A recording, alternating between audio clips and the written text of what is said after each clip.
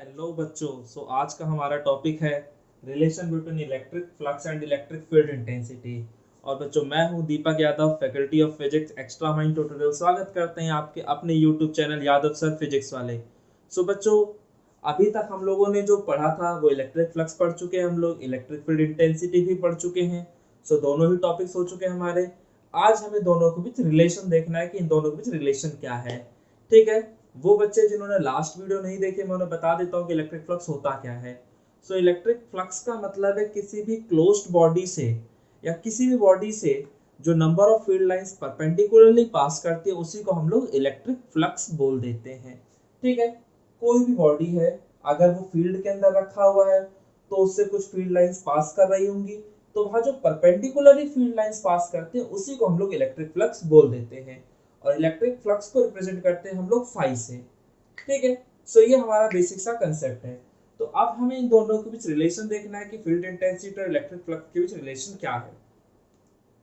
तो अगर मैं यहाँ पर कोई बॉडी ले लेता हूँ, मान ली ये एक बॉडी है, ठीक है, जिसका जो शेप है वो इरेगुलर शेप है, और इस बॉडी को मैंने इलेक्ट्रिक फील्ड के अंदर रख दिया। और मान लेते हैं कि इलेक्ट्रिक फील्ड जो है उसे हम लोग इलेक्ट्रिक फील्ड लाइंस के थ्रू रिप्रेजेंट करते थे। तो वो जो इलेक्ट्रिक फील्ड लाइंस हैं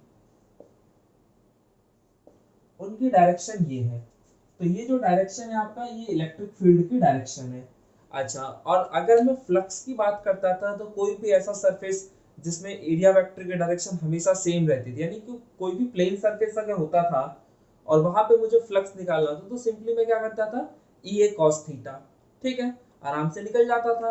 लेकिन कई बार सिचुएशन उतनी आसान नहीं होती। अब जैसे मान लीजिए ये मेरा यही है, इसी को अगर मैं इलेक्ट्रिक फील्ड के अंदर रख दूं तो भले ही फील्ड लाइंस की डायरेक्शन कांस्टेंट है, फील्ड लाइन एक पर्टिकुलर डायरेक्शन में जा रही है, लेकिन एरिया वेक्टर की डायरेक्शन तो हर पॉइंट पे अलग अलग है। अगर आप इस पॉइंट पे देख रहे हैं तो एरिया वेक्टर की डायरेक्शन ये है, और इस पॉइंट पे देख रहे हैं तो एरिया वेक्टर की डायरेक्शन ये है, और इस पॉइंट पे देख रहे हैं तो एरिया वेक्टर की डायरेक्शन ये है। यानी कि हर पॉइंट पे एरिया वेक्टर की जो डायरेक्शन है वो चेंज हो रही है। और अगर एरिया वेक्टर की डायरेक्शन चेंज हो जाएगी तो सीधा सा फंडा है, इलेक्ट्रिक फील्ड और एरिया वेक्टर के बीच का एंगल भी चेंज हो जाएगा। और अगर ऐसा होता है तो फिर हम लोग पूरी बॉडी का फ्लक्स एक साथ नहीं निकाल पाएंगे। तो ऐसी सिचुएशन में हमें करना क्या है, हमें उस बॉडी पे एक स्मॉल एरिया एलिमेंट कंसीडर करना है, और उस स्मॉल एरिया एलिमेंट के थ्रू सबसे पहले हम फ्लक्स निकालेंगे, फिर उसे इंटीग्रेट करके हम लोग टोटल इलेक्ट्रिक फ्लक्स निकाल देंगे। ठीक है, तो ये हमारा बेसिक सा कंसेप्ट है। हम लोग शुरू करते हैं। तो मुझे एक स्मॉल एरिया एलिमेंट कंसीडर करना था, मैंने यहाँ पर एक स्मॉल एरिया एलिमेंट कंसीडर कर लिया और इसको नाम दे दिया ds। ठीक है, अब इसका जो एरिया वेक्टर होगा वो तो इस सरफेस के परपेंडिकुलर होना चाहिए। तो हमने मान लिया कि अगर मैं इस सरफेस पे परपेंडिकुलर ड्रॉ कर रहा हूँ तो उसकी डायरेक्शन ये आ रही है।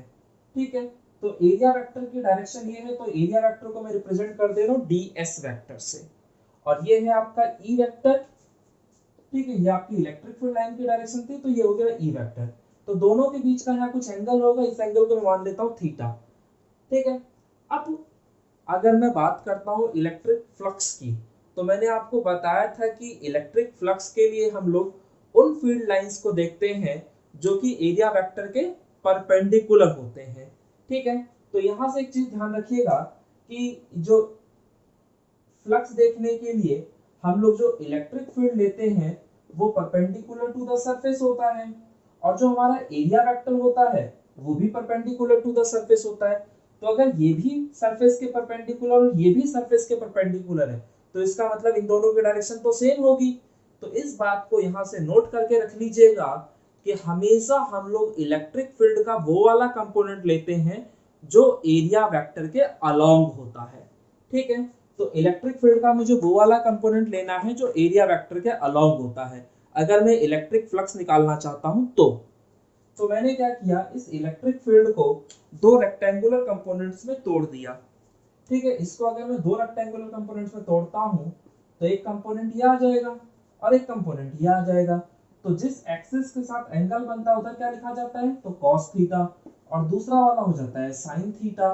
तो जो फ्लक्स होता है वो तो इलेक्ट्रिक फील्ड के उस कंपोनेंट की वजह से होता है जो इलेक्ट्रिक फील्ड के अलोंग है, और वो वाला कंपोनेंट क्या है, तो वो है e cos थीटा। तो यहाँ पर जो ये स्मॉल एरिया एलिमेंट है इसकी वजह से जो इलेक्ट्रिक फ्लक्स होगा उसे मैं डी फाई मान लेता हूं, तो वो क्या हो जाएगा ई cos थीटा इनटू में ds, ये आ गया आपका। अब देखो a b cos थीटा, तो a b cos थीटा क्या होता था, तो a vector dot b vector, यानी कि ये क्या हो जाएगा, तो e vector dot ds vector, तो ये हो गया हमारा d फाई। तो ये स्मॉल एरिया एलिमेंट के थ्रू फ्लक्स आ गया। अब पूरी बॉडी के थ्रू निकालना है तो सिंपली क्या कर देंगे हम लोग, इसे इंटीग्रेट कर देंगे, यानी कि जो टोटल फ्लक्स होगा वो कैसे आएगा, तो वो आएगा closed integral of d phi. तो ये जो सिंबल होता था ये आपका इंटीग्रेशन का सिंबल होता था, इसी में अगर मैं सर्कल ड्रॉ कर दूंगा तो वो हो जाएगा क्लोज्ड इंटीग्रल। और क्लोज्ड इंटीग्रल हमेशा हम लोग क्लोज्ड बॉडीज पे यूज करते हैं, इस बात को ध्यान रखिएगा, ठीक है। चलिए सो आगे बढ़ते हैं। तो डी फाई का मतलब क्या था, तो E vector dot DS vector, तो सिंपली ये लिख दिया हमने E vector dot DS vector. तो यहां से ये है आपका रिलेशन इलेक्ट्रिक फ्लक्स और इलेक्ट्रिक फील्ड के बीच में। सो बच्चों आई होप कि आपको ये टॉपिक समझ में आया होगा। इसमें आपको इतना समझ में आना चाहिए कि आपने ये स्मॉल एरिया एलिमेंट यहाँ पर क्यों कंसीडर किया है। तो उसकी वजह ये थी कि भले ही यहाँ इलेक्ट्रिक फील्ड के डायरेक्शन कांस्टेंट है यानी सेम है, लेकिन हर पॉइंट पे एरिया वेक्टर की जो डायरेक्शन है वो अलग अलग आ रही थी, जिसकी वजह से एंगल चेंज हो जा रहा था दोनों के बीच का, और इस वजह से हर पॉइंट पे फ्लक्स की वैल्यू डिफरेंट डिफरेंट थी। तो मैं पूरा फ्लक्स एक साथ नहीं निकाल सकता, तो इसीलिए मैंने क्या किया, यहाँ पे स्मॉल एरिया एलिमेंट्स कंसीडर किए, उसके थ्रू फ्लक्स निकाला, फिर उसे इंटीग्रेट करके टोटल फ्लक्स निकाल दिया। सो ये हो गया आपका इन दोनों के बीच का रिलेशन। सो ये बच्चों आपको समझ में आई होगी। अब हम बढ़ते हैं अपने नेक्स्ट टॉपिक की तरफ। सो बच्चों हमारा नेक्स्ट टॉपिक है गॉसेस थ्योरम या फिर गॉसेस लॉ। इसे हम गॉसेस थ्योरम के नाम से भी जानते हैं और गॉसेस लॉ के नाम से भी जानते हैं। तो ये बहुत आसान सा थ्योरम है। पहले मैं बता देता हूँ कि इस थ्योरम की हमें जरूरत क्यों पड़ी। तो देखो नॉर्मली हम लोग को अगर किसी भी पॉइंट पे फील्ड इंटेंसिटी निकालना होता तो हम लोग क्या करते थे, इलेक्ट्रिक फील्ड इंटेंसिटी का फॉर्मूला लगा देते पॉइंट चार्ज की वजह से k/r², ठीक है। और अगर कहीं बहुत सारे चार्ज हो तो वहां पे हम सुपरपोजिशन प्रिंसिपल लगा के काम चला लेते थे। बट कई बार सिचुएशन ऐसी होती है जहां हम इलेक्ट्रिक फील्ड इंटेंसिटी नहीं निकाल पाते या सिचुएशन थोड़ी कॉम्प्लेक्स हो जाती है, तो वहां पर फील्ड इंटेंसिटी को निकालने के लिए हम लोगों ने एक थ्योरम को यूज किया जिसे हम लोग गॉसेस थ्योरम कहते हैं। तो ये थ्योरम जो है ये फील्ड इंटेंसिटी को निकालना बहुत ही आसान बना देता है। सो ये थ्योरम कहता क्या है एक बार उसको समझ लेते हैं। सो गॉसेस थ्योरम की बहुत सिंपल सी स्टेटमेंट है।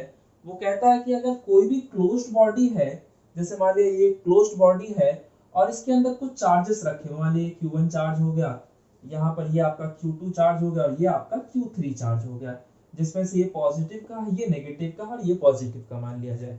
तो गॉसेस थ्योरम की जो बेसिक स्टेटमेंट है वो ये कहता है कि इस बॉडी के थ्रू जो फ्लक्स होगा, इलेक्ट्रिक फ्लक्स होगा, सीधा सा फंडा, इस बॉडी के अंदर अगर चार्ज रखा है तो उस चार्ज की वजह से फील्ड लाइंस निकल रही होंगी, ठीक है। सो अगर फील्ड लाइंस निकल रही होंगी तो उनका जो परपेंडिकुलर कंपोनेंट होगा उसकी वजह से हमारा इलेक्ट्रिक फ्लक्स होगा। तो वही जो इलेक्ट्रिक फ्लक्स है वो किसके बराबर होगा, तो कहा गया कि इस बॉडी के थ्रू जो इलेक्ट्रिक फ्लक्स निकलेगा वो इस बॉडी के अंदर जो भी चार्जेस हैं, तो यहाँ पे 3 चार्जेस है, एक Q1, दूसरा आपका माइनस का Q2 और तीसरा प्लस का Q3, ठीक है। तो जितने भी चार्जेस हैं वो बटे में एप्सिलॉन नॉट। तो ये हमारा गॉसेस थ्योरम है। तो गॉसेस थ्योरम यही कहता है कि यहाँ पर जो चार्जेस है उनका अलजेब्रिक सम कर लीजिए आप लोग विद साइन बटे में एप्सिलॉन नॉट, यानी टोटल चार्ज एनक्लोज्ड बटे में एप्सिलॉन नॉट। तो ये हमारे गॉसेस थ्योरम का बेसिक सा स्टेटमेंट था। उसने बहुत सिंपल सी बात बोल दी कि कोई भी अगर बॉडी है और उस बॉडी के अंदर चार्ज रखा है तो उसकी वजह से इलेक्ट्रिक फ्लक्स होगा, और उस इलेक्ट्रिक फ्लक्स की वैल्यू उस बॉडी के अंदर जो चार्ज रखा है उसके 1/ε0 टाइम्स के बराबर होगा। सो यही आपके गॉसेस थ्योरम की स्टेटमेंट है। अब सिर्फ कह देने से काम नहीं चलता, हमें कई बार प्रूफ मांग लिया जाता है कि भाई इसे प्रूफ करके दिखाइए। सो हम गॉसेस थ्योरम का एक बार प्रूफ भी देख लेते हैं, उसके बाद मैं आपको इस पे बेस्ड बहुत सारे क्वेश्चंस कराऊंगा जिससे कि आपकी कांसेप्ट की क्लैरिटी बढ़ जाएगी, और वो क्वेश्चन सीबीएसई से लेकर आपका जेईई मेंस तक के लेवल के होंगे, ठीक है बच्चों। सो चलो हम इसका प्रूफ देख लेते हैं। तो बच्चों हम देख रहे हैं प्रूफ ऑफ गॉसेस थ्योरम। तो यहाँ पे सिंपल सा कंसेप्ट था, अगर हम मान लीजिए इसको प्रूफ करने के लिए मैंने क्या किया, यहाँ पे क्लोज्ड बॉडी ले ली है और और उस बॉडी के सेंटर पे मैंने एक चार्ज रख दिया प्लस का क्यू। ठीक है, उस बॉडी के सेंटर पे मैंने कैसा चार्ज रख दिया है, प्लस का क्यू चार्ज रख दिया है, और सेंटर इसका O है और जो इसकी रेडियस है वो R है। तो अगर मुझे मान लिया जाए गॉसेस थ्योरम अप्लाई करना हो, तो गॉसेस थ्योरम के हिसाब से यहाँ पर जो इलेक्ट्रिक फ्लक्स निकल के आएगा वो कितना निकल के आएगा, तो ये आ जाएगा phi = q by epsilon naught, क्योंकि भाई इस बॉडी के अंदर जो चार्ज रखा है वो q है, तो उसकी वजह से जो फ्लक्स होगा वो q by epsilon naught हो जाएगा। तो अगर यही फ्लक्स में आपको दूसरे मेथड से निकाल के दिखाऊं और उसकी वैल्यू इसके बराबर आ जाए, इसका मतलब आपका गॉसेस थ्योरम जो है वो सही है। ठीक है, सो यानी कि हमारा वो प्रूफ हो जाएगा। तो मुझे यहाँ कुछ नहीं करना है, मुझे यहाँ पर फ्लक्स निकालना है और उस फ्लक्स की वैल्यू को चेक करना है कि वो q by epsilon naught के बराबर आ रहा है या नहीं आ रहा। अगर आ रहा है इसका मतलब आपका स्टेटमेंट सही है, अदरवाइज कुछ गड़बड़ है। ठीक है, सो देख लेते हैं एक बार। तो अब अगर फ्लक्स निकालने की मैं बात करता हूं तो उसका एक तरीका तो ये था q by epsilon naught करके, दूसरा तरीका था E vector dot ds vector करके। ठीक है, तो पहले तो मुझे ये चेक करना है कि मैं यहाँ पर जो इलेक्ट्रिक फ्लक्स निकाल सकता हूँ पूरी बॉडी का एक साथ निकाल सकता हूँ या फिर मुझे छोटा छोटा पार्ट करके निकालना पड़ेगा। तो मैंने बताया था कि अगर कोई भी ऐसी सरफेस है जिसके लिए एरिया वेक्टर की डायरेक्शन हमेशा कांस्टेंट है, तो आप वहां पर क्या कर सकते हैं, डायरेक्टली फ्लक्स निकाल सकते हैं। बट अगर एरिया वेक्टर की डायरेक्शन हर पॉइंट पे चेंज हो रही है तो वहां पर इलेक्ट्रिक फ्लक्स की वैल्यू भी जो है वो अलग अलग आएगी। तो इस वजह से हमें क्या करना चाहिए, वहां पर एक स्मॉल एरिया एलिमेंट पहले कंसीडर कर लेना चाहिए। तो इसी वजह से मैंने क्या किया, यहाँ पर एक स्मॉल एरिया एलिमेंट कंसीडर कर लिया ds, और इसका जो एरिया वेक्टर होगा वो हमेशा परपेंडिकुलर टू द सरफेस होता है। तो एरिया वेक्टर की डायरेक्शन ये आ गई। और अगर इस पॉजिटिव चार्ज की वजह से मैं इलेक्ट्रिक फील्ड के डायरेक्शन की बात करता हूं, तो उसकी जो डायरेक्शन होगी वो भी यही होगी, radially outward along the radius. Electric field की जो डायरेक्शन होगी वो अलोंग द रेडियस और बाहर की तरफ होगी। ठीक है, सो ये आपकी इलेक्ट्रिक फील्ड की डायरेक्शन आ गई। ऐसी आप किसी और जगह देखना चाहते तो वहां पे आप देखते तो डायरेक्शन अलग आ जाती। तो इसलिए मैंने क्या किया, पहले इस स्मॉल एरिया एलिमेंट के थ्रू फ्लक्स निकाला। तो इस स्मॉल एरिया एलिमेंट के थ्रू जो फ्लक्स आएगा वो d phi होगा और उसकी वैल्यू क्या हो जाएगी, तो वो हो जाएगा E vector dot ds vector. और क्योंकि यहाँ पे E वेक्टर और ds वेक्टर दोनों के डायरेक्शन सेम है तो दोनों के बीच का एंगल हो गया 0 डिग्री। तो यहाँ हम लिख देंगे E ds cos 0 डिग्री, और cos 0 डिग्री की वैल्यू 1, तो यहाँ आ गया आपका E ds। तो ये हो गया आपका d phi। अब हमें निकालना था phi, तो हमें क्या करना चाहिए, क्लोज्ड इंटीग्रल। तो हमने क्लोज्ड इंटीग्रल किया तो इस पूरी बॉडी के थ्रू फ्लक्स निकल के आ जाएगा। तो closed integral of E ds। ठीक है, अब इलेक्ट्रिक फील्ड की अगर मैं बात करता हूं तो आप इस सरफेस पे कहीं भी चेक कर लीजिए, किसी भी पॉइंट पर फील्ड की जो वैल्यू आएगी वो हमेशा सेम आएगी। क्यों, क्योंकि हमारा इलेक्ट्रिक फील्ड का एक फॉर्मूला होता था पॉइंट चार्ज की वजह से, और वो था kq बटे में r स्क्वायर। तो इस फॉर्मूले को देख के मुझे समझ में आता है कि मेरा जो इलेक्ट्रिक फील्ड का वैल्यू है वो एक तो चार्ज पे डिपेंड करता है, दूसरा डिस्टेंस पे डिपेंड करता है।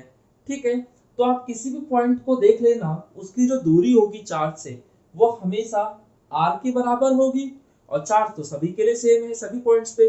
तो फील्ड जो आएगा वो इस सरफेस पे कहीं भी आप देखेंगे सेम आएगा। तो हम कह सकते हैं क्योंकि इलेक्ट्रिक फील्ड जो है हमारा वो कांस्टेंट है और उसकी जो वैल्यू थी वो क्या थी, तो वो थी 1/4 पाई एप्सिलॉन नॉट, और यहाँ पे जो चार्ज रखा है वो q रखा है बटे में r स्क्वायर इनटू में ds। तो ये सारी की सारी चीजें कांस्टेंट है, सबको बाहर निकाल देंगे। तो अगर ये सब बाहर निकल जाता है तो बचता क्या है, तो यही तो बचता है, closed integral of ds over the surface s। ये जो पूरा सरफेस इसी पे देखना है। तो अब मैं आपसे पूछूंगा कि कभी आपने फुटबॉल देखी है, फुटबॉल, तो फुटबॉल आपने देखी होगी, तो वो आप अगर उसे ध्यान से देखेंगे तो आपको समझ में आएगा कि वो बहुत कई सारे छोटे छोटे कपड़े होते हैं कैनवास के, और उन सबको सिलकर वो बॉल बना दी जाती है। तो ऐसे अगर छोटे छोटे एलिमेंट्स में ले रहा हूँ और सभी एलिमेंट्स को जोड़ दूंगा तो पूरा का पूरा स्फीयर तैयार हो जाएगा। तो अगर मैं सभी स्मॉल एलिमेंट्स को और सबको जोड़ देता हूँ, ये आपको सर्कल जैसा दिख रहा है लेकिन है ये स्फीयर 3D में, तो ऐसे छोटे छोटे एलिमेंट्स को अगर मैं सबको जोड़ दूंगा तो पूरा स्फीयर तैयार हो जाएगा। तो ये जो ds है इसका अगर क्लोज इंटीग्रल कर रहे हैं तो पूरे स्फीयर का सरफेस एरिया आ जाएगा, और स्फीयर के सरफेस एरिया का फॉर्मूला 4 पाई r स्क्वायर। तो सिंपली मैं यहाँ लिख दूंगा 4 पाई r स्क्वायर। तो अब देखो जो कट रहा उसे काट दो, जो बच रहा उसे छोड़ दो। सो 4 पाई से 4 पाई कट गया, r स्क्वायर से r स्क्वायर कट गया, तो यहाँ बचा क्या? सो q बाय एप्सिलॉन नॉट। तो आपका जो इलेक्ट्रिक फ्लक्स निकल के आया वो किसके बराबर आया? सो q बाय एप्सिलॉन नॉट के बराबर। और गॉसेस थ्योरम भी यही कहता था कि अगर कोई क्लोज्ड बॉडी और उसके अंदर चार्ज q रखा है तो उसकी वजह से जो फ्लक्स होगा वो q बाय एप्सिलॉन नॉट होगा। तो जो गॉसेस थ्योरम कह रहा था वो मैंने आपको निकाल के दिखा दिया। सो इसका मतलब का जो गॉसेस थ्योरम था वो यहाँ से प्रूफ हो गया। सो बच्चों ये हमने इसका प्रूफ देखा, तो हमने स्टेटमेंट देख चुके हैं, इसकी प्रूफ देख चुके हैं। अब हम इस पे बेस्ड कुछ क्वेश्चंस कर लेंगे, ठीक है, जिससे कि हमारा जो कंसेप्ट है उसमें पकड़ और अच्छी हो जाए। सो बच्चों ये हमारा पहला क्वेश्चन है जिसमें मैं आपसे कह रहा हूँ कि अगर मान लीजिए मेरे पास कोई कोन है और उसके अंदर मैंने चार्ज क्यू रखा है, अगर हमारे पास कोई क्यूब है और उसके अंदर भी मैंने चार्ज क्यू ही रखा है, और यहाँ पे एक स्फीयर है और उसके अंदर भी मैंने चार्ज क्यू रखा है, और पूछ रहा हूँ कि बताओ इलेक्ट्रिक फ्लक्स की वैल्यू क्या होगी। तो ध्यान रखना इलेक्ट्रिक फ्लक्स की वैल्यू जो है वो सिर्फ और सिर्फ चार्ज पे डिपेंड करती है। हमारा फॉर्मूला था phi is equal to q by epsilon naught, यानी फ्लक्स की वैल्यू सिर्फ और सिर्फ चार्ज पे डिपेंड करती है। और अगर हम चार्ज को देखते हैं तो चाहे आप यहाँ देखो, चाहे यहाँ देखो, चाहे यहाँ देखो, चार्ज जो है वो तीनों केसेस में सेम है। और अगर चार्ज सेम है तो भाई उस चार्ज की वजह से जो फ्लक्स होगा वो भी सेम आएगा, ठीक है। यानी कि यहाँ से जो मैं आपको एक पॉइंट बताना चाह रहा हूँ वो यही है कि इलेक्ट्रिक फ्लक्स की जो वैल्यू होती है वो बॉडी के शेप पे डिपेंड नहीं करती। बॉडी का शेप कुछ भी हो, फ्लक्स की वैल्यू हमेशा सेम रहेगी अगर उसके अंदर जो चार्ज है वो सेम है तो, ठीक है। सो ये चीज ध्यान रखिएगा। अच्छा, अब अगर मैं आपसे एक और क्वेश्चन पूछ लूँ, ये आपके एनसीईआरटी में भी और कई सारी किताबों में और भी दे रखा है क्वेश्चन, कि अगर कोई स्फीयर था और उसके अंदर चार्ज रखा था क्यू, ठीक है, और अभी मैंने क्या किया है, उस स्फीयर की रेडियस को बढ़ा दिया है, यानी उसको पहले मान लो स्फीयर इतना था, अभी स्फीयर इतना बड़ा हो गया, यानी कि उसका साइज बड़ा हो गया। या ये कह लो कि उसका साइज अगर मैंने दुगना कर दिया तो जो इलेक्ट्रिक फ्लक्स होगा वो पहले जैसा ही रहेगा या कुछ और आएगा। तो मेरे ख्याल से आपका जो जवाब होना चाहिए वो होगा कि दोनों ही केसेस में फ्लक्स की वैल्यू सेम होनी चाहिए, यानी कि साइज चाहे आपका कुछ भी हो, ठीक है, अगर चार्ज की वैल्यू चेंज नहीं हो रही तो फ्लक्स की वैल्यू भी चेंज नहीं हो रही। तो यहाँ से आप ये कंक्लूजन निकाल लीजिएगा कि इलेक्ट्रिक फ्लक्स की जो वैल्यू होती है वो बॉडी के ना तो शेप पर डिपेंड करती है और ना ही बॉडी के साइज पे डिपेंड करती है, यानी कि the value of electric flux doesn't depend upon the shape और साइज ऑफ द बॉडी, ठीक है। सो ये आपको इस क्वेश्चन से बात क्लियर हो गई होगी। चलिए अब एक बात मैं और बता दूं कि गॉसियन थ्योरम जो होता है वो सिर्फ और सिर्फ क्लोज्ड बॉडी पे एप्लीकेबल है, ठीक है। लेकिन कई बार हमारी सिचुएशन ऐसी होती है कि हमें कोई ओपन सरफेस दे दिया जाता है और वहां फ्लक्स निकालना होता है, और वहां पे भी हम लोग के पास जो बेस्ट ऑप्शन है वो गॉसेस थ्योरम का ही है। तो ऐसी सिचुएशन में हम करते क्या हैं? तो ऐसी सिचुएशन में हम लोग इमेजिनेशन करते हैं, यानी कि इमेजिन करते हैं एक सरफेस को, ठीक है, और उस सरफेस के थ्रू फ्लक्स निकाल के फिर जो हमें क्वेश्चन में पूछा गया था उसका हम आंसर दे देते हैं। तो हम जो इमेजिनेशन, जो हमारी इमेजिनरी सरफेस होती है उस सरफेस को हम लोग गॉसियन सरफेस कहते हैं, ठीक है, ये ध्यान रखिएगा। अब इमेजिनेशन के भी यहाँ पे अपने कुछ कायदे कानून हैं जिसके हिसाब से हमें इमेजिनेशन करनी होती है, और इमेजिनेशन भी हम इस तरीके से करते हैं कि हमारा जो मैथमेटिकल इक्वेशन है वो हमारे लिए आसान हो जाए, यानी कैलकुलेशन कुछ आसान हो जाए। तो पहला जो आप पॉइंट यहाँ पर ध्यान रखेंगे इमेजिनेशन करते वक्त, वो पहला पॉइंट ये है कि आप जो भी सरफेस इमेजिन करें वो हमेशा चार्ज या फिर चार्ज डिस्ट्रीब्यूशन के अबाउट सिमेट्रिक हो, ठीक है। सो हमारा फर्स्ट पॉइंट है ये कि गॉसियन सरफेस जो होता है हमारा वो चार्ज के अबाउट या फिर जो चार्ज डिस्ट्रीब्यूशन हमें दे रखा है उसके अबाउट सिमेट्रिक होना चाहिए, ठीक है। अब कुछ लोगों को ये सिमेट्रिक वर्ड का मतलब नहीं पता होगा कि सिमेट्रिक का मतलब क्या होता है। सो वो भी मैं क्वेश्चन कराऊंगा जब, तो आपको समझा दूंगा। सो फर्स्ट पॉइंट ध्यान रखिएगा। और यहाँ पर जो सेकंड पॉइंट होता है वो यही है कि जो हम लोग गॉसियन सरफेस इमेजिन करें, उसके लिए, उस पूरी सरफेस के लिए जो इलेक्ट्रिक फील्ड की वैल्यू हो वो कांस्टेंट हो। ठीक है, यानी कि for the whole surface, for the Gaussian surface,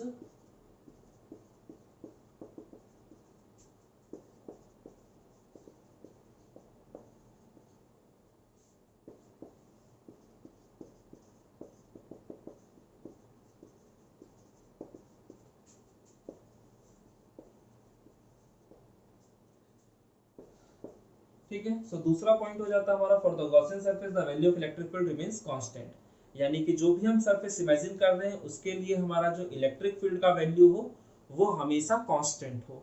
और जो तीसरा पॉइंट होता है जो कि सबसे इंपॉर्टेंट है वो यही है कि आपका जो एरिया वेक्टर की वहां डायरेक्शन हो वो इस तरीके से होनी चाहिए कि वो या तो इलेक्ट्रिक फील्ड के पैरेलल हो या तो परपेंडिकुलर हो। ये तीसरा पॉइंट है हमारा। और फिर मैं इनका फायदा बताऊंगा कि ऐसी इमेजिनेशन का हमें फायदा क्या होता है। तो तीसरा पॉइंट हमारा क्या है कि ई वेक्टर जो है हमारा वो शुड बी पैरेलल और perpendicular to the area vector. ठीक है, तो तीसरा पॉइंट हमारा हो जाता है कि जो हमारा इलेक्ट्रिक फील्ड है वो एरिया वेक्टर के या तो पैरेलल होना चाहिए या तो परपेंडिकुलर होना चाहिए। सो ये तीनों के तीनों पॉइंट आप लोग नोट डाउन कर लीजिएगा अपनी कॉपीज में, आपको आगे के लिए भी याद रहेंगी, क्योंकि 2 महीने 3 महीने बाद अब कॉपी खोलेंगे तो फिर चीजें समझ में नहीं आती हैं कई बार। तो ये थोड़ा सा पॉइंट्स ध्यान रखिएगा। चलिए, सो ये तीनों पॉइंट्स मैंने बताया आपको कि पहला पॉइंट क्या था कि जो गॉसियन सरफेस है वो चार्ज या चार्ज डिस्ट्रीब्यूशन के अबाउट सिमेट्रिक होना चाहिए। और उसमें दूसरा पॉइंट मैंने बताया कि जो गॉसियन सरफेस है उसके लिए इलेक्ट्रिक फील्ड की वैल्यू हमेशा कांस्टेंट रहनी चाहिए, आप सरफेस पे कहीं भी चेक करो फील्ड की वैल्यू सेम आनी चाहिए। और तीसरा पॉइंट कि इलेक्ट्रिक फील्ड जो है उसकी डायरेक्शन हमेशा या तो पैरेलल हो या तो परपेंडिकुलर हो। ठीक है, एरिया वेक्टर के। तो ये 3 पॉइंट्स अब इसका मैं आपको बेनिफिट समझाता हूँ कि इसका बेनिफिट क्या है। तो बच्चों देखो, इलेक्ट्रिक फ्लक्स को निकालने के लिए जो हम लोग फॉर्मूला यूज करते हैं तो वो यही था, closed integral of E vector dot ds vector. और इसी को हम लोग आगे चल के लिख देते थे ई ds cos थीटा, यही है। अब जो इसमें मैंने सेकंड पॉइंट बोला था कि जो हमारी पूरी सरफेस होनी चाहिए गॉसियन सरफेस, उसके लिए इलेक्ट्रिक फील्ड की वैल्यू कांस्टेंट रहनी चाहिए। तो सोचो अगर कांस्टेंट होगा इलेक्ट्रिक फील्ड तो इस इंटीग्रेशन से बाहर चला जाएगा कि नहीं चला जाएगा।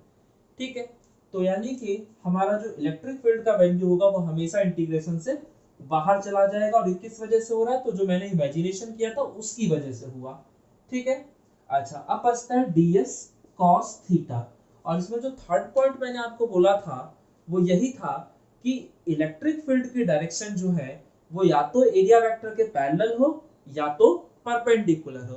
तो अगर पैरेलल हुआ तो दोनों के बीच का एंगल हो गया 0 डिग्री, और परपेंडिकुलर हुआ तो एंगल हो गया 90 डिग्री। तो भाई चाहे cos 0 डिग्री हो तो cos 0 डिग्री की वैल्यू 1, और 1 होते के साथ ही अगर यहाँ cos 0 डिग्री आप रख देते हैं तो ये चीज हो जाती है 1 और ds into 1 ds, और ds जो होगा उसका इंटीग्रेशन तो मैं कर ही लूंगा। और अगर एंगल 90 डिग्री का बनता है तो और बढ़िया बात है, cos 90 की वैल्यू 0 और ये पूरा का पूरा ही 0। तो ये हमारे इमेजिनेशन का फायदा आपकी मैथमेटिकल कैलकुलेशन में कैसे हो मैंने आपको दिखा दिया। ठीक है, चलिए अब ये इस इमेजिनेशन के बाद मैं अपने क्वेश्चंस को और आगे बढ़ाता हूँ। अब अगर मैं मान लेता हूँ कि मुझे यहाँ कहा गया कि ये कोई एक सिलेंडर है जिसकी लेंथ है L/2, ठीक है, और इसका ये जो सेंटर है यहाँ पे हमने रख दिया चार्ज Q, और आपसे पूछा जा रहा है कि बताइए इस सिलेंडर के थ्रू जो फ्लक्स होगा उसकी वैल्यू क्या होगी। तो भाई अगर मैं यहाँ पे गॉसेस थ्योरम अप्लाई करना चाहता हूँ तो उसकी जो बेसिक सी कंडीशन थी वो ये थी कि जो हमारा सरफेस होना चाहिए वो चार्ज के अबाउट सिमेट्रिक होना चाहिए। तो क्या ये जो सरफेस है, ये जो पूरा सरफेस है, क्या ये चार्ज के अबाउट सिमेट्रिक है? नहीं। ठीक है, तो हमें क्या करना पड़ेगा, इस सरफेस को चार्ज के अबाउट सिमेट्रिक बनाना पड़ेगा। तो उसके लिए मैंने यहाँ पे इमेजिनेशन किया, और अब मैं इस सरफेस को जितना ये नीचे था उतना ही ऊपर की तरफ एक्सटेंड कर दे रहा हूँ। यानी कि अगर ये वाली लेंथ l/2 है तो मैंने इस वाली लेंथ को भी l/2 कर दिया। और अब आप देखेंगे कि ये जो चार्ज है वो इस वाले एंड फेस से भी उतनी ही दूरी पे है जितना इस वाले एंड फेस से, तो यानी यहाँ से बराबर डिस्टेंस आ गया। और अगर आप ये कर्व सरफेस जो है यहाँ से अगर आप देखोगे तो चार्ज की जो वैल्यू है अगर आप यहाँ से देख रहे हो तो भी उतना ही दूरी है जितना इधर से है।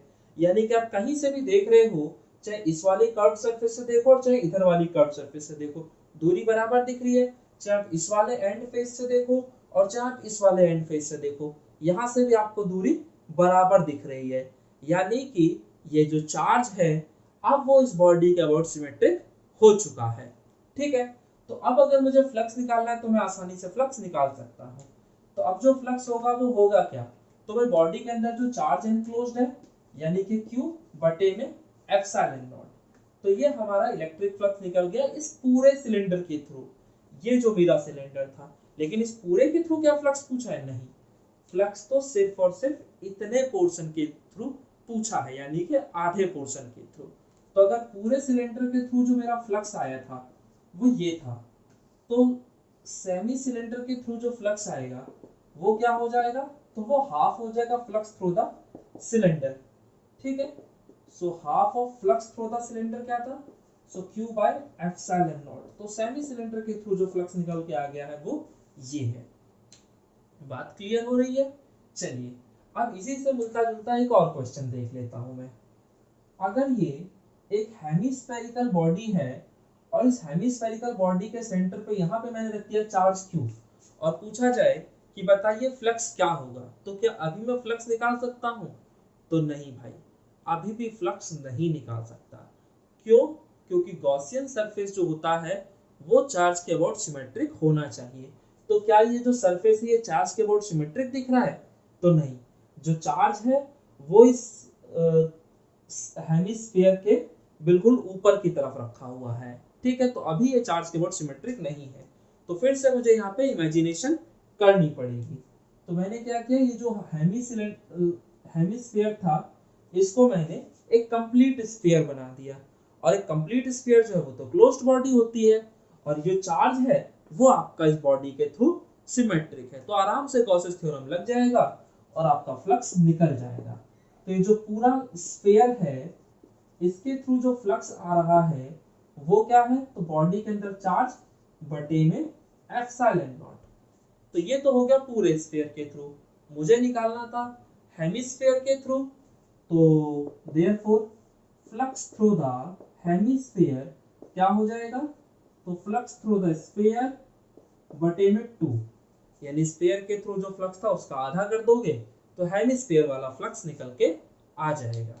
सो आपको बात समझ में आ रही होगी बच्चों, चलो ठीक है। तो ये हमने कुछ बेसिक सा देख लिया। अब इसी में मैं आपको एक और क्वेश्चन कराता हूँ जो कि आपको HC वर्मा में भी देखने को मिल जाएगा, आपकी NCERT की किताबों में देखने को मिल जाएगा, और इधर उधर कई सारे कॉम्पिटिटिव एग्जाम में भी देखने को मिल जाएगा। सो वो क्वेश्चन भी एक बार देख लेते हैं। तो बच्चों ये है हमारा अगला क्वेश्चन। इस क्वेश्चन में क्या दे रखा है हमें कि एक स्क्वायर सीट है और उसकी हर एक साइड की लंबाई बता दी गई कि साइड की लंबाई a है, और पूछा जा रहा है कि ये जो स्क्वायर सीट है यहाँ से a/2 डिस्टेंस, यानी जितना साइड की लंबाई थी उसके आधे डिस्टेंस पे कोई चार्ज रख दिया और पूछा गया कि फ्लक्स बताइए क्या होगा। तो अगर मैं यहाँ पर इलेक्ट्रिक फ्लक्स निकालने के लिए गॉसेस थ्योरम को अप्लाई करना चाहूँ तो क्या मैं अप्लाई कर सकता हूँ, तो नहीं। क्यों, क्योंकि जो गॉसियन थ्योरम था वो तो क्लोज्ड बॉडीज के लिए था, और ये जो बॉडी है तो एक ओपन बॉडी है, तो हमें क्या करना पड़ेगा, यहाँ पे एक क्लोज्ड बॉडी इमेजिन करना पड़ेगा। ठीक है, तो यहाँ पर जो क्लोज्ड बॉडी इमेजिन किया जा सकता है वो कैसा होगा, तो जो हम ध्यान रखिएगा कि जो भी आप क्लोज्ड बॉडी इमेजिन कर रहे हैं उस क्लोज्ड बॉडी के अंदर जिस बॉडी के थ्रू हमें फ्लक्स निकालना है वो बॉडी जरूर होना चाहिए। ठीक है, तभी हम निकाल पाते हैं। तो मुझे बताओ, जो स्क्वायर होता है अगर वो एक ओपन बॉडी का एग्जांपल है तो ऐसी कोई बॉडी जिसके अंदर स्क्वायर आता हो तो वो बॉडी कौन सी हो सकती है, तो वो हो सकती है आपकी क्यूब। अगर आप क्यूब को सोचो तो क्यूब किससे बना है, तो 6 स्क्वायर से ही तो मिलके बना है। अगर आपका कमरा जो है स्क्वायर शेप्ड है तो उसकी जो चारों दीवारें होंगी और जो फर्श और छत होगा वो सारे के सारे कैसे होंगे, स्क्वायर शेप्ड। यानी मैं कह सकता हूँ कि एक क्यूब के अंदर 6 स्क्वायर्स होते हैं, और मुझे तो सिर्फ एक स्क्वायर के थ्रू फ्लक्स पूछा गया है, तो आसानी से निकल जाएगा। तो पहले मैं आपको क्यूब बना के दिखा देता हूँ।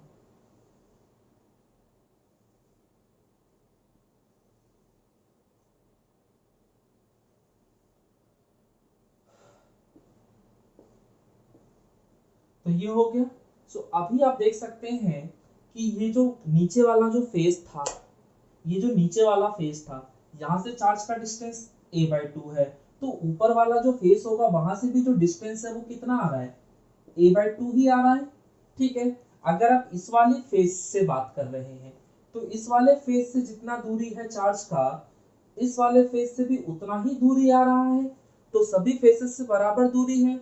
और अगर आप वर्टेक्स को देखना चाहते हो, जैसे इस वाले वर्टेक्स से अगर आप देखो चार्ज की दूरी, तो उसका जस्ट डायगोनली अपोजिट वर्टेक्स ले लेना, वहां से भी आपको दूरी सेम दिखेगी। यानी कि ये जो पूरी की पूरी बॉडी होगी ये चार्ज के अबाउट सिमेट्रिक होगी। ठीक है, तो अगर चार्ज के अबाउट सिमेट्रिक है तो आराम से निकल गया आपका। तो पहले आप क्या कीजिए, इस क्यूब के थ्रू फ्लक्स निकालिए। तो फ्लक्स थ्रू द क्यूब, तो वो कितना आ जाएगा, तो वो आ जाएगा बॉडी के अंदर जो चार्ज रखा है टोटल वो है क्यू, और बटे में एप्सिलॉन नॉट। तो ये तो आ गया क्यूब के थ्रू फ्लक्स। हमें निकालना था स्क्वायर के थ्रू फ्लक्स, तो हम क्या लिखेंगे, एज अ क्यूब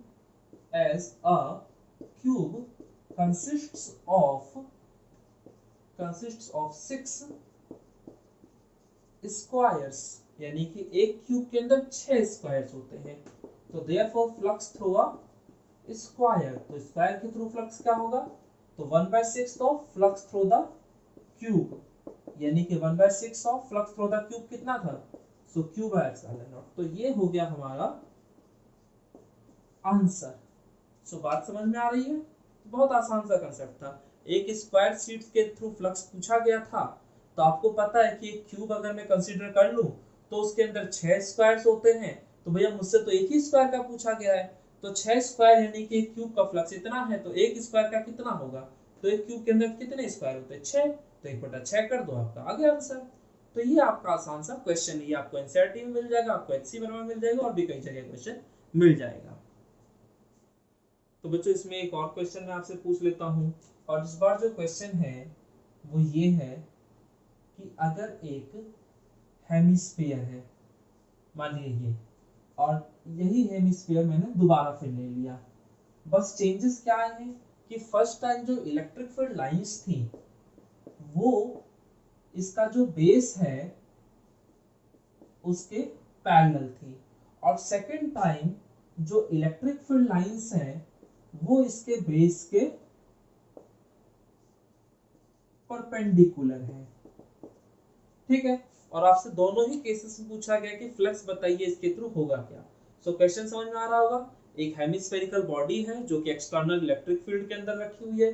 तो एक बार जो केस था उसमें ये था कि जो फील्ड लाइंस थी वो इसका जो बेस है उसके पैरेलल है, और दूसरा जो केस है उसमें क्या है, जो आपकी फील्ड लाइंस है वो बेस के परपेंडिकुलर है, और आपसे पूछा गया कि आप इलेक्ट्रिक फ्लक्स बताइए होगा क्या। तो यहाँ पर हम कैसे कर सकते हैं, तो मुझे पता है कि अगर ये बॉडी जो है ये एक्सटर्नल इलेक्ट्रिक फील्ड के अंदर रखा हुआ है और इसके अंदर कोई चार्ज नहीं है, तो इसका जो फ्लक्स होना चाहिए वो क्या आना चाहिए, जीरो, गॉसेस थ्योरम के अकॉर्डिंग। ठीक है, अच्छा जी, तो टोटल फ्लक्स की वैल्यू मुझे पता है कि यहाँ भी जीरो है, यहाँ भी जीरो है, और मुझे निकालना जो था वो निकालना था flux through the curved surface. तो मैं क्या कहूंगा, तो मैं सीधा सीधा बोलूंगा, क्योंकि अगर ये जो प्लेन सरफेस है इसमें मैं बात कर दूं तो एरिया वेक्टर की डायरेक्शन ये हो गई, एरिया वेक्टर की डायरेक्शन हमेशा ही परपेंडिकुलर टू द सरफेस और बाहर की तरफ। तो ये हो गया आपका एरिया वेक्टर का डायरेक्शन, और इलेक्ट्रिक फील्ड का डायरेक्शन ये हो गया, और एंगल कितना बन गया, 90 डिग्री का। तो जो प्लेन सरफेस उसके थ्रू फ्लक्स निकल गया, और वो क्या आ गया, जीरो आ गया। ठीक है, सो आप कह सकते हो क्योंकि for plane surface, for plane surface, तो अगर मैं प्लेन सरफेस की बात कर रहा हूं तो उसके लिए ई वेक्टर जो है वो ए वेक्टर के परपेंडिकुलर है, इसलिए जो प्लेन सरफेस के थ्रू फ्लक्स आएगा वो क्या हो जाएगा, जीरो।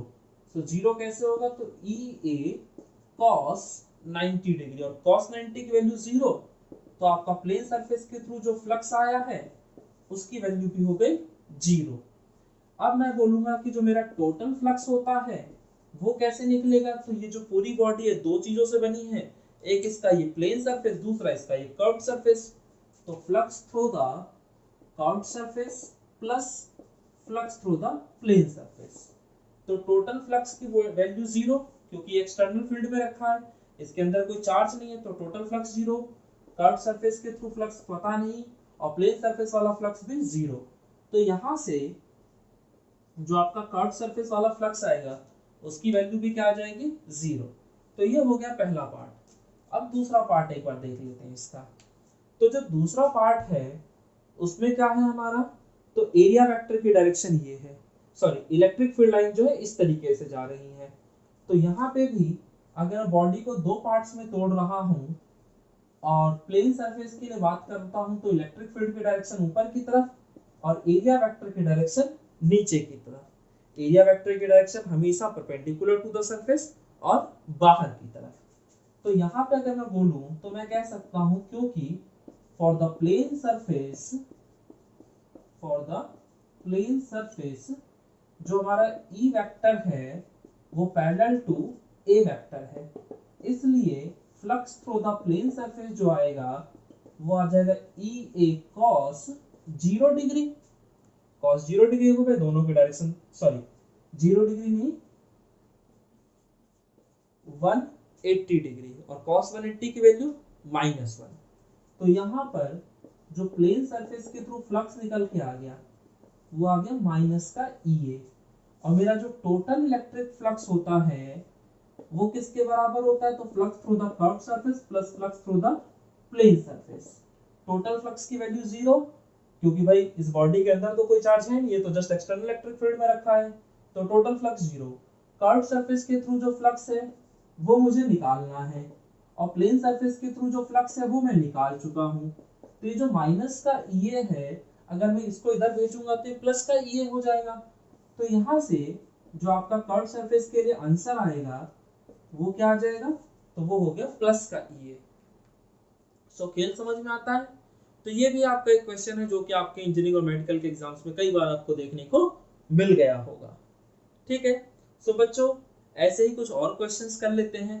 तो ये जितने ज्यादा आप क्वेश्चंस करोगे आपका जो कॉन्फिडेंस है उतना ज्यादा बिल्डअप होगा। और न्यूमेरिकल्स का अपना इंपॉर्टेंस है फिजिक्स के अंदर। अगर आप न्यूमेरिकल नहीं करते तो मतलब समझ लीजिए आप फिजिक्स नहीं पढ़ रहे, हिस्ट्री ज्योग्राफी पढ़ रहे हैं, ठीक है ना। और थ्योरी ही पढ़नी थी तो आर्ट्स ले लेते, साइंस में क्या करने आए हो। ठीक है बच्चों, चलो ठीक है। तो अगला क्वेश्चन देखते हैं बच्चों। एक और क्वेश्चन देख लेते हैं, बिल्कुल बच्चों वाला क्वेश्चन है। और क्वेश्चन क्या कह रहा है कि मान लीजिए कोई बॉडी है और इस बॉडी के अंदर मैंने एक इलेक्ट्रिक डाइपोल रख दिया है, एक इलेक्ट्रिक डाइपोल रख दिया इस क्लोज्ड बॉडी के अंदर और पूछा जा रहा है कि फ्लक्स बताइए क्या होगा। तो एक बार सोचिए और मुझे बताइए। तो अगर आपको इसके थ्रू फ्लक्स देखना है तो पहले आप ये देखोगे डाइपोल होता क्या है। तो डाइपोल में किसे कहता था, जिसके अंदर दो अपोजिट पोल्स होते थे, यानी कि a pair of two equal and opposite charges separated by a very small distance. ठीक है, तो इलेक्ट्रिक डाइपोल बना है तो मैं बना के दिखा देता हूँ आपको। तो यहाँ पे हो गया ये माइनस का क्यू चार्ज और ये हो गया आपका प्लस का क्यू चार्ज, और दोनों के बीच का जो डिस्टेंस होता था उसे हम लोग कह देते थे 2a। यही है। अच्छा जी, अब अगर इस बॉडी के थ्रू आपको टोटल फ्लक्स देखना है तो गॉसेस थ्योरम क्या कहता था कि बॉडी के अंदर जो टोटल चार्ज है वो देख लो। तो बॉडी के अंदर यही दोनों चार्जेस हैं, तो इनका सम कर दोगे तो टोटल निकल के आ जाएगा बटे में एप्सिलॉन नॉट। तो प्लस क्यू माइनस क्यू 0, तो आपका फ्लक्स भी आ गया 0। ठीक है, तो कई बार मजे लेने के लिए आपके सीबीएसई में ऐसा क्वेश्चन पूछ लेता है 1 नंबर में कि बताओ बेटा डाइपोल अगर रख दिया जाए किसी भी क्लोज्ड बॉडी के अंदर तो वहां फ्लक्स क्या होगा, तो फ्लक्स ऑब्वियसली 0 होगा। ठीक है, इसके बाद एक और क्वेश्चन जो कई बार बच्चे गलत कर देते हैं जल्दबाजी में, सिर्फ और सिर्फ प्रेजेंस ऑफ माइंड के ना होने की वजह से। ठीक है, तो बच्चों जो दूसरा क्वेश्चन है हमारा वो ये भी क्वेश्चन बहुत आसान सा है। यहाँ भी क्या कहा गया है कि दो कंसेंट्रिक स्फीयर्स हैं, ठीक है, और एक स्फीयर की रेडियस r1 है, दूसरे स्फीयर की रेडियस r2 है, और यहाँ पे एक चार्ज रखा है q और यहाँ पे एक चार्ज रखा है 2q, और पूछा गया है कि बताओ दोनों के थ्रू जो फ्लक्स होगा उसका रेशियो क्या होगा, यानी phi s1 बटे में phi s2। सो एक बार आप इस वीडियो को पॉज करके सॉल्व करने की कोशिश कीजिएगा और फिर आप अपने आंसर को मेरे आंसर के साथ मैच कीजिएगा और देखेंगे आप में से कितने बच्चे इस क्वेश्चन का सही जवाब दे पा रहे हैं। ठीक है, so now flux through the surface S1। So S1 surface के थ्रू अगर फ्लक्स देखना है तो आप ये देखिए कि S1 सरफेस के अंदर चार्ज कितना है, तो सिर्फ यही चार्ज है, तो क्या हो जाएगा Q बाय एप्सिलॉन नॉट। तो ये मैंने एक इक्वेशन बना लिया। अब मैं बात करता हूँ S2 सरफेस के लिए। So flux through the S2 surface, तो S2 सरफेस की अगर बात करता हूँ तो ये जो S2 सरफेस है इसके अंदर दो चार्जेस हैं, ये वाला भी चार्ज इसी के अंदर आ रहा है और ये वाला चार्ज भी इसी के अंदर आ रहा है। तो ये जो दोनों के दोनों चार्ज हैं वो इस S2 सरफेस के अंदर ही आ रहे हैं ना, तो उनकी वजह से जो फ्लक्स होगा वो कितना होगा, सो 2Q प्लस का Q और बटे में epsilon not. So 2Q plus Q यानी कि 3Q बटे में एप्सिलॉन नॉट। तो ये आ गया flux through the S2 surface. कोई इशू तो नहीं है। अब क्या करना है, रेशो पूछा था तो डिवाइड मारो, खत्म करो किससे को, इतना लंबा क्या खींचना है। सो हमने इक्वेशन फर्स्ट को सेकंड से डिवाइड कर दिया, यानी कि 5s1 बटे में 5s2। सो 5s1 की वैल्यू q बटे में एप्सिलॉन नॉट और 5s2 की शुरुआत नीचे से हो रही है तो इसको हम नीचे से लिखने लगेंगे, तो 3q बटे में एप्सिलॉन नॉट। तो एप्सिलॉन नॉट से एप्सिलॉन नॉट चला गया, q से q चला गया, तो यहाँ पे 5s1 बटे में 5s2 जो आया वो क्या आ गया, तो 1:3। तो ये है हमारा आंसर। और आप में से कई सारे बच्चे ऐसे होंगे जिनका आंसर जो आ रहा होगा वो ये होगा। बहुत सारे बच्चे ऐसे होंगे जिनका ये आंसर आ रहा होगा, तो उसकी वजह क्या होगी, उनको लगा होगा कि भैया ये जो S1 सरफेस उसके अंदर चार्ज ये है और S2 जो सरफेस उसके अंदर चार्ज ये है। भाई S2 के अंदर सिर्फ ये चार्ज नहीं है, ये और ये दोनों हैं, तो जो S2 सरफेस के थ्रू फ्लक्स होगा वो इन दोनों ही चार्जेस की वजह से होगा। तो ये एक पॉइंट था जो यहाँ पे आपको ध्यान रखना था। बात समझ में आ गई। चलिए अब इसी क्वेश्चन के अंदर मैं थोड़ा सा मॉडिफिकेशन कर दे रहा हूँ। फर्स्ट ऑफ ऑल आप इस क्वेश्चन को नोट डाउन कर लीजिएगा वीडियो को पॉज करके। तो अब मैं इसी क्वेश्चन में थोड़ा सा मॉडिफिकेशन कर रहा हूँ।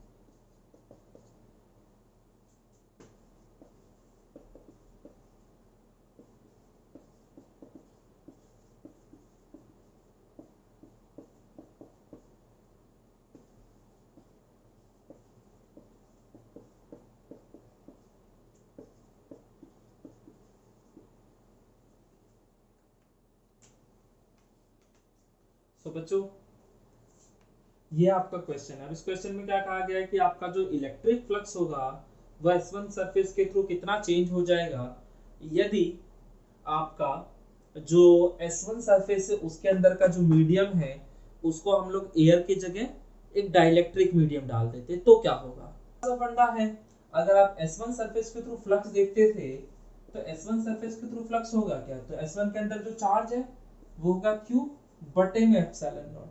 तो जो बटे में एप्सिलॉन नॉट लिखते थे ये तो हम तब लिखते थे ना जब हमारा मीडियम के तौर पे एयर हुआ करता था।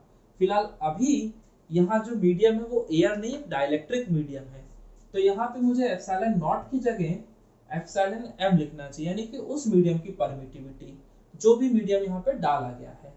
तो अब क्या करेंगे, तो हम एक फॉर्मूला जानते हैं जिसे हम लोग डाइलेक्ट्रिक कांस्टेंट या फिर रिलेटिव परमिटिविटी कहते थे, और उसका फॉर्मूला क्या होता था, तो वो होता था epsilon m by epsilon not.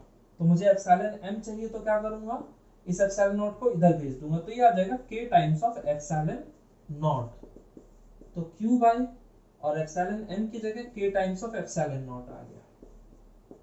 ठीक है, अब Q बाय एप्सिलॉन नॉट जो था वो तो आपका पहले वाला फ्लक्स हो गया, ठीक है। और इसको मैं एक काम कर रहा हूँ, इसे फाई S1 डैश कर दे रहा हूँ, यानी कि नया वाला फ्लक्स मीडियम के डालने पे, डाइलेक्ट्रिक मीडियम के डालने पे। तो फाई S1 डैश की जो वैल्यू आएगी, ये तो पुराना वाला फ्लक्स था और पुराने वाले फ्लक्स को मैं फाई S1 लिखता था, तो फाई S1 बटे में K आ गया, ठीक है। सो फाई S1 बटे में K की जगह क्या आ गया 5। तो ये हमारा नया वाला इलेक्ट्रिक फ्लक्स निकल के आ गया। अब आप देख रहे हैं कि ये जो इलेक्ट्रिक फ्लक्स है इसकी वैल्यू पहले वाले फ्लक्स का 1/5 है। भाई पहले फ्लक्स था फाई S1, अब जो फ्लक्स है वो फाई S1 बटे में 5 है, यानी पुराने वाले फ्लक्स का 1/5। तो 1/5 का मतलब क्या हो गया, फ्लक्स पहले से कम हो गया। तो हम कह सकते हैं कि अगर आप यहाँ को डाइलेक्ट्रिक मीडियम डाल देते हैं तो उसकी वजह से जो फ्लक्स होता है उसकी वैल्यू डिक्रीज कर जाती है, ठीक है। और डाइलेक्ट्रिक कांस्टेंट जितना ज्यादा होगा फ्लक्स आपका उतना ही कम आएगा। तो ये आपका नया वाला फ्लक्स आ गया। तो बच्चों ये है हमारा अगला क्वेश्चन। इस क्वेश्चन में क्या क्या रहा है कि एक रिंग है और एक स्फीयर है, ठीक है। दोनों की जो रेडियस है वो बराबर है और जो स्फीयर है वो रिंग के सेंटर से पास कर रहा है। और इस रिंग के अंदर मैंने चार्ज रख दिया क्यू और पूछा जा रहा है कि बताइए आपका जो स्फीयर है उसके थ्रू इलेक्ट्रिक फ्लक्स की क्या वैल्यू होगी। तो मुझे बस इस स्फीयर के थ्रू फ्लक्स बताना है कि इस स्फीयर के थ्रू फ्लक्स होगा क्या।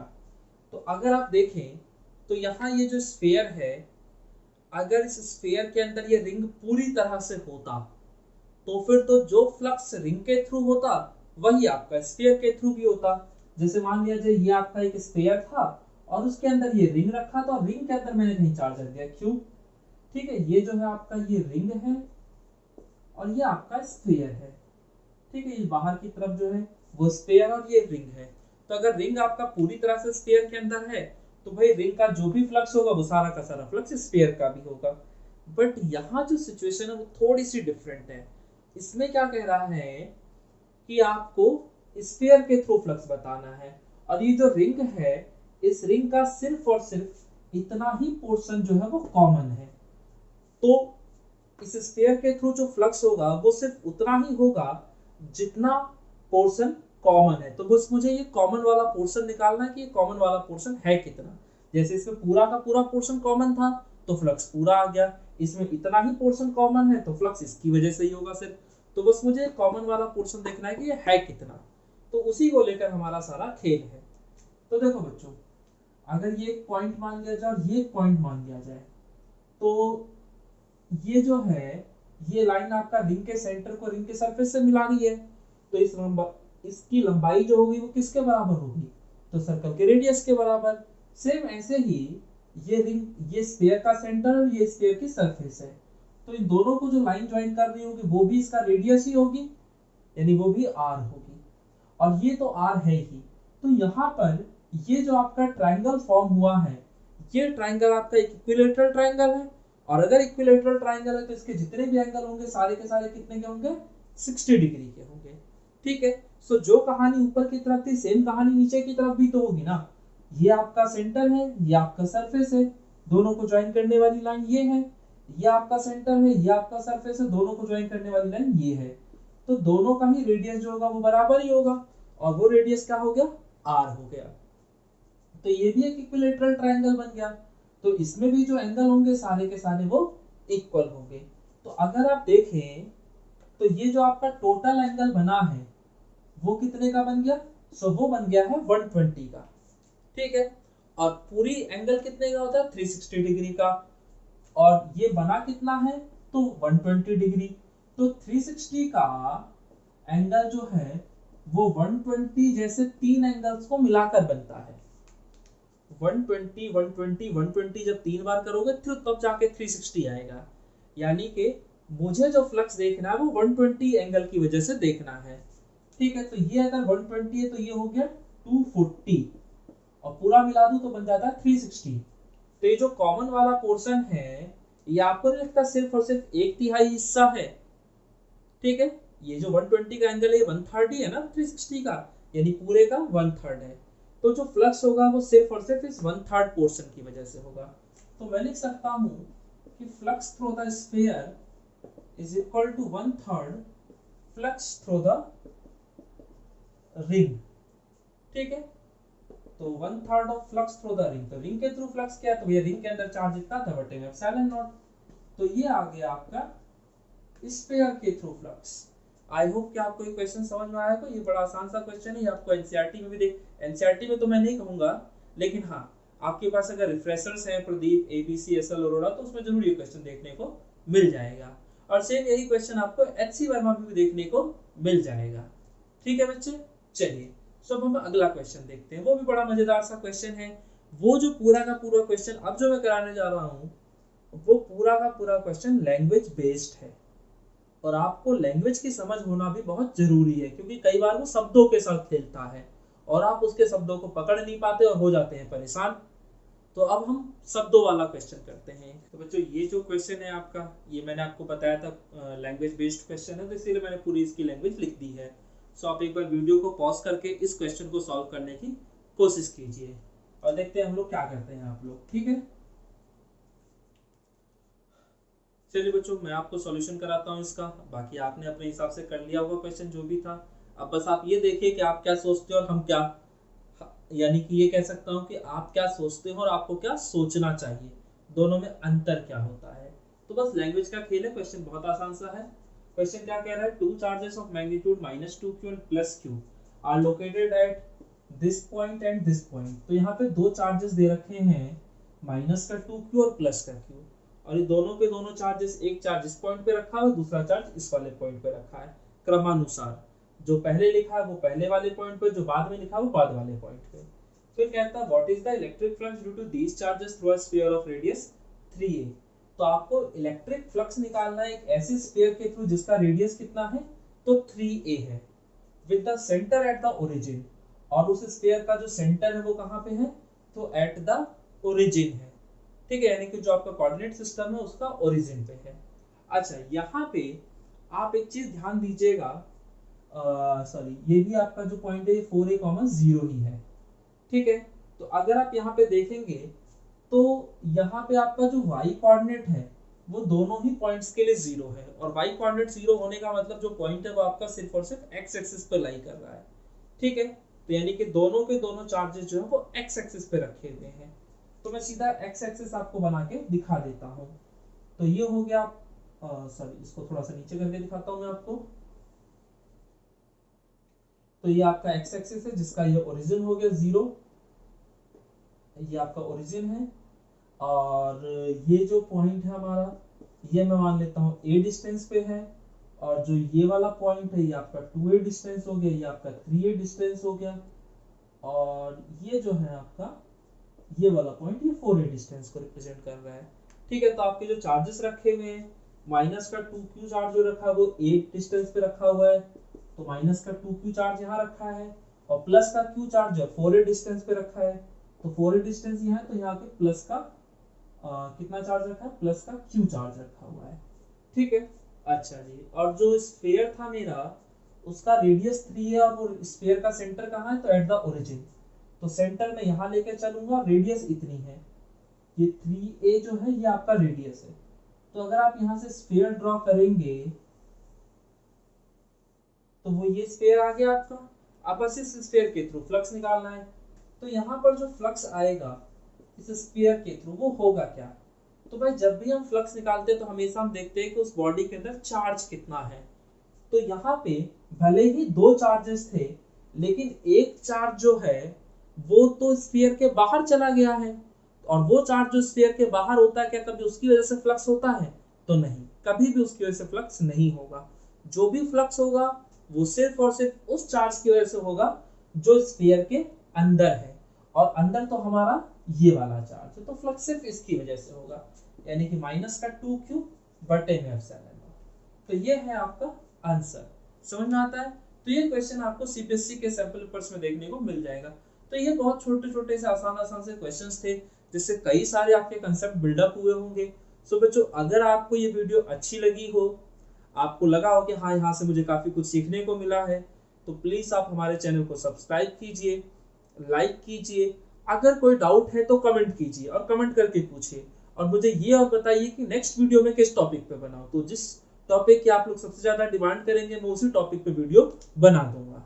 सो बच्चों बाकी मिलते हैं हम लोग नेक्स्ट वीडियो में। So okay bye.